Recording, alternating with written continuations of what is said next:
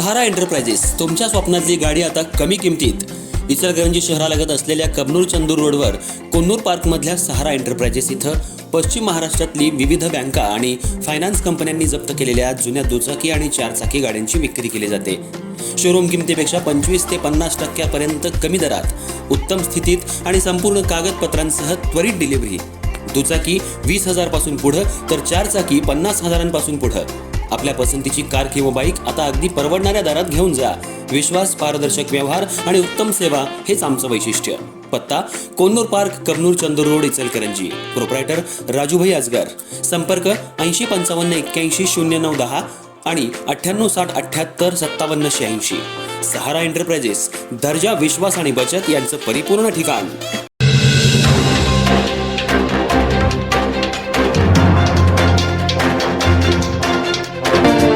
इचलकरंजी शहरात बेकायदेशीररित्या गावठी कट्टा जवळ बाळगून एकाला ठार मारण्याचा प्रयत्न केल्याप्रकरणी येथील जिल्हा आणि सत्र न्यायालयानं सलीम महम्मद दंडेल, वय 43, राहणार नदीवेस नाका, इचलकरंजी याला दोषी ठरवून 2 वर्ष शिक्षा आणि 1,000 रुपये दंडाची शिक्षा सुनावली.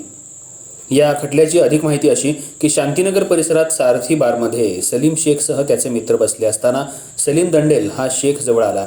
त्यांच्यात किरकोळ कारणावरून वादावादी झाली. त्यामध्ये दंडेल यानं गावठी कट्टा उगारून शेख याला ठार मारण्याचा प्रयत्न केला. या प्रकरणी सलीम शेख यानं दिलेल्या फिर्यादीनुसार 6 सप्टेंबर 2017 रोजी गावभाग पोलिसात गुन्हा दाखल झाला होता. या प्रकरणाची येथील जिल्हा आणि सत्र न्यायालयात सुनावणी सुरू झाली. त्यामध्ये तपासी अधिकाऱ्यांसह 10 जणांची साक्ष नोंदवण्यात आली.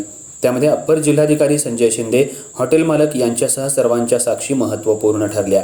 निकाल देताना न्यायालयानं आर्म ॲक्ट खाली 2 वर्ष शिक्षा आणि 1,000 रुपये दंड, भारतीय दंड विधिनियम 352 कलमाखाली 3 महिने शिक्षा आणि 100 रुपये दंड अशी शिक्षा सुनावली.